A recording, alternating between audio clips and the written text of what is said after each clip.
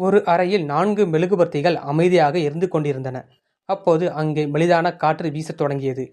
அமைதி என்ற முதல் மெழுகுவர்த்தி, ஐயோ காற்றடிக்கிறதே, என்னால் தாக்குப்பிடிக்க முடியாதோ என்ற முணுமுணுப்புடன் அணைந்தது.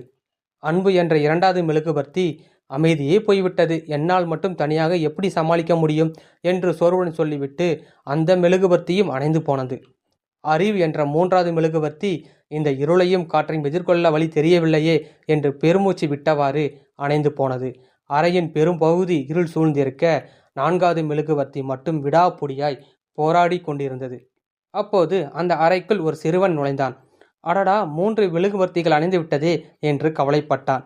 எரிந்து கொண்டிருந்த 4வது மெழுகுவர்த்தி சொன்னது, வருத்தப்படாதே, நான் இருக்கிறேன், என்னை வைத்து மற்ற 3ஐயும் மீண்டும் பற்ற வைக்கலாம். சிறுவன் ஆச்சரியமாக கேட்டான், உன் பெயர் என்ன? நான் தான் நம்பிக்கை என்றது அந்த மெழுகுவர்த்தி. இதன் மூலம் நம்ம தெரிந்து கொள்வது, நம் வாழ்க்கையில் எப்போதும் நம்பிக்கை இழக்கக்கூடாது. அதுதான் நாம் இழந்தவற்றை எல்லாத்தையும் திரும்ப திரும்ப பெற உதவும் ஒரே ஒளி. இந்த கதை உங்களுக்கு பிடிச்சிருந்தா கண்டிப்பாக லைக் மட்டும் பண்ணுங்கள். நம்ம இதே மாதிரி இன்னொரு கதையில் மீண்டும் சந்திக்கலாம். இப்படிக்கு இசக்கி.